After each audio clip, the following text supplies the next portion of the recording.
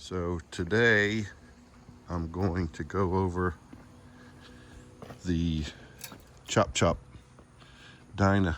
I'm going to go in depth on the tune and the ThunderMax.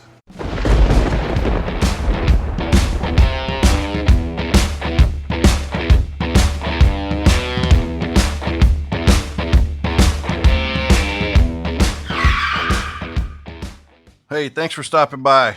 Today we're gonna finish up the tune from the cam installation on the last video, the competition cam 4102. I went out yesterday and did some what I call throttle exercises because there's no map in here for that 4102 as far as what's in the ThunderMax. So you have to create your own map. And today I'm going to go over how you do that. A lot of people think you just throw a ThunderMax on the side of the motorcycle and it works. It doesn't do that, nor does any other tuner do that. The maps basically give you a starting point, and it's up to you to dial it in. And it's not hard. It's very, very simple to do. And I'll go over those methods. All right, hang in there. I'll be right back. Okay, so I've got the bike connected to the ThunderMax software. I just turned it on, and what I'm going to do is I'm going to read the information that it's collected during my ride yesterday. So let me describe what I mean by ride. I did about 10 sessions. Okay, a session is described as turning the bike on, riding it, and turning the bike off. So with that being said, the ThunderMax can only tune about 10% of where it potentially may need to go per session. There's a lot of misinformation out there that people think that the ThunderMax can only tune 10%. False information, people. It's 10% per session. Again, a session is when you turn the bike on, ride it, and turn it off. Okay, so the more sessions you can do in an afternoon or a day, the better off you're going to be.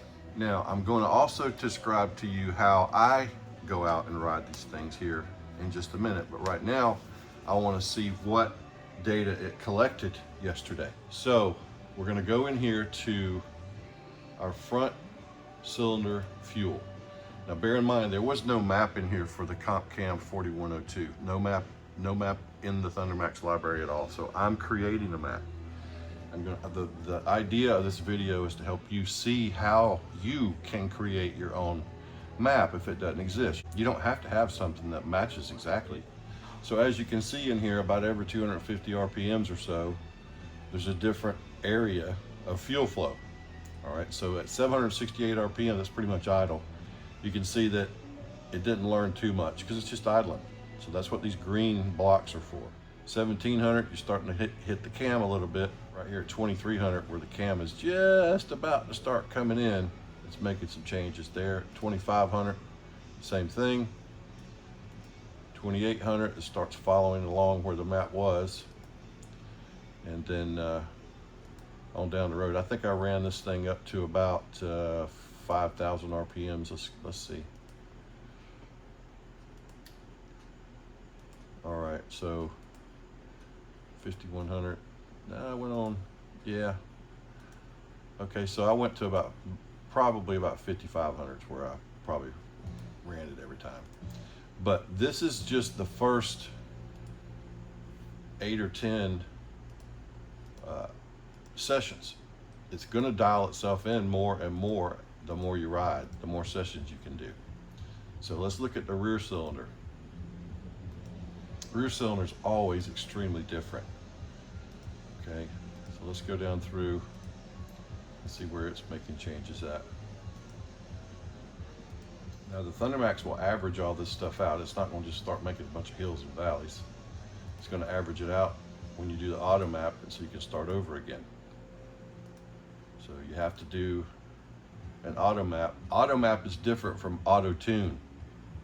All right, auto map basically means it's gonna write what it's learned and average all this stuff out.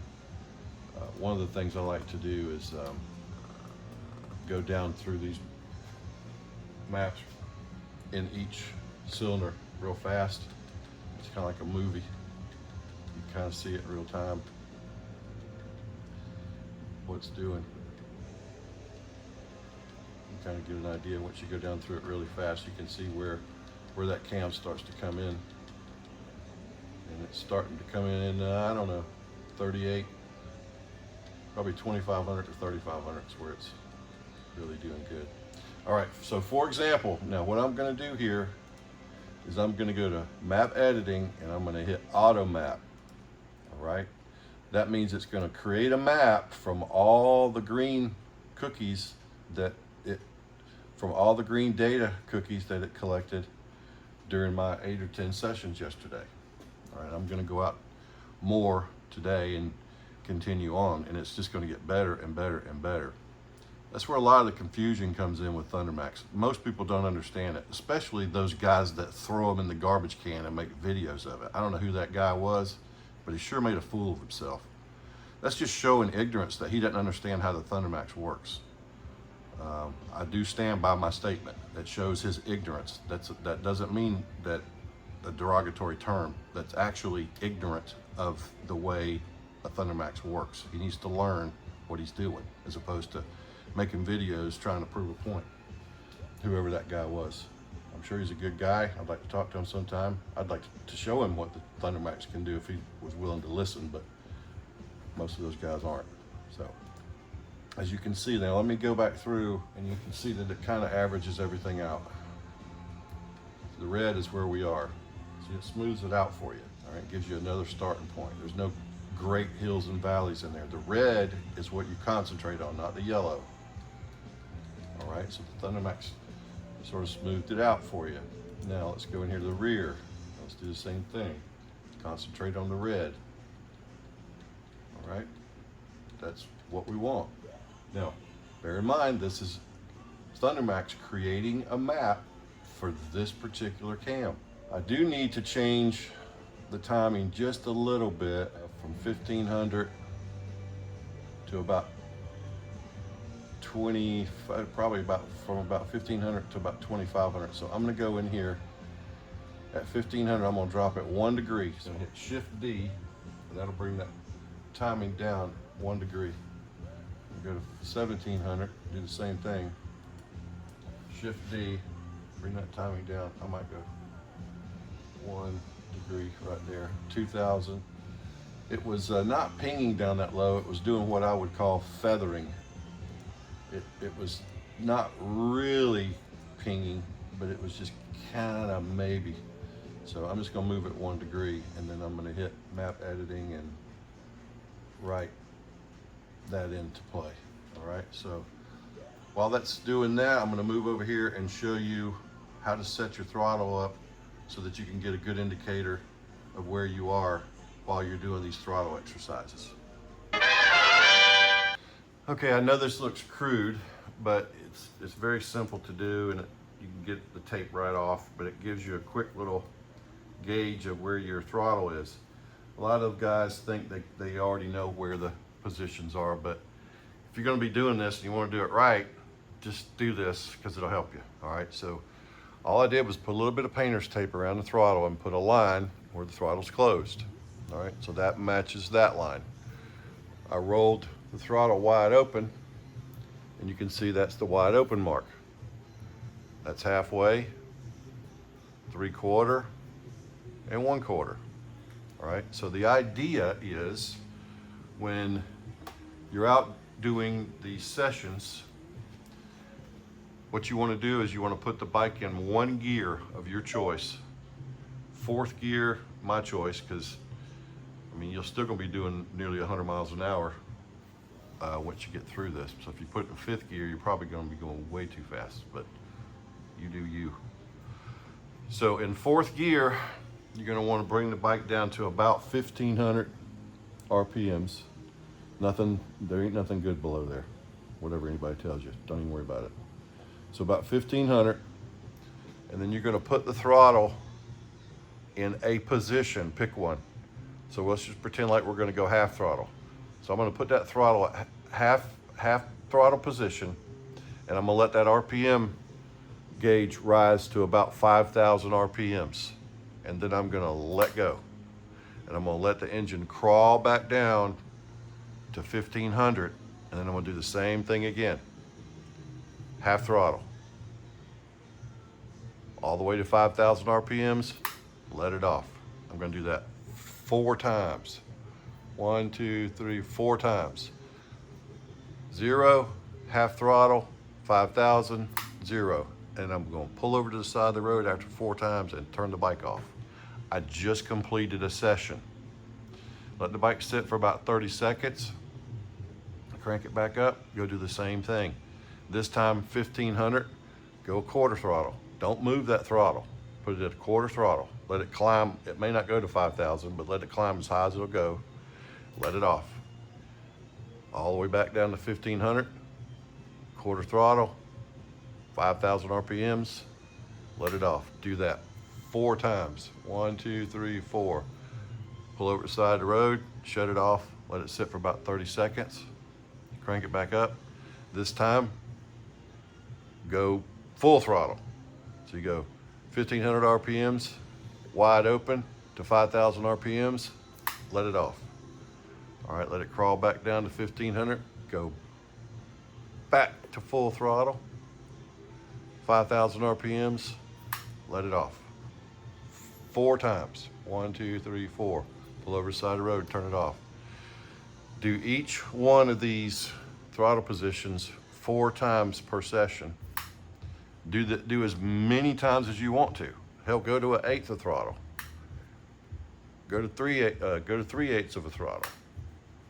Right on through. You know, do it as detailed as you want and as many times as you want, as many sessions as you want, because the more you do this, the better it's going to be.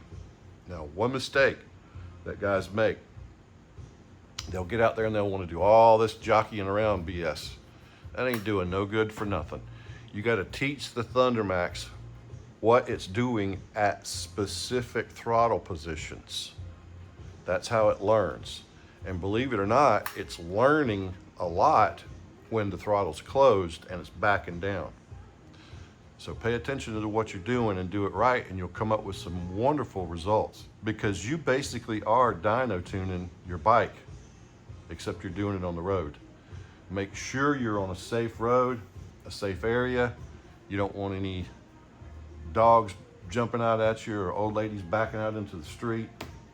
Don't get a speeding ticket. If you do, don't send it to me because I ain't paying it.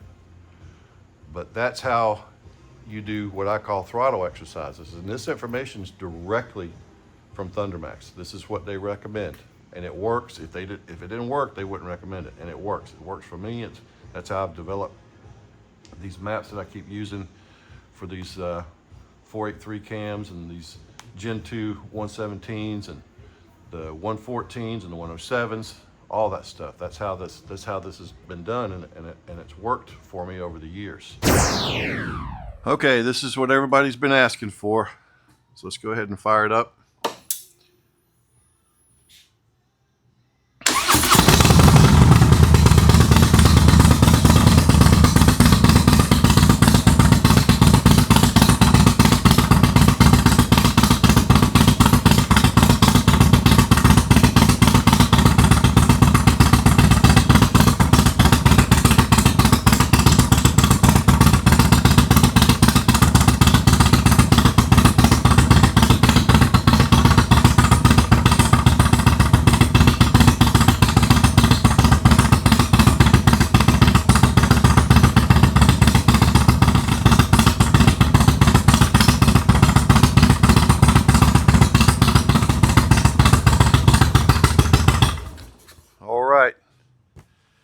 I really appreciate everybody watching. This has been a fun one. I'm Steve Carr. I'll talk to you later.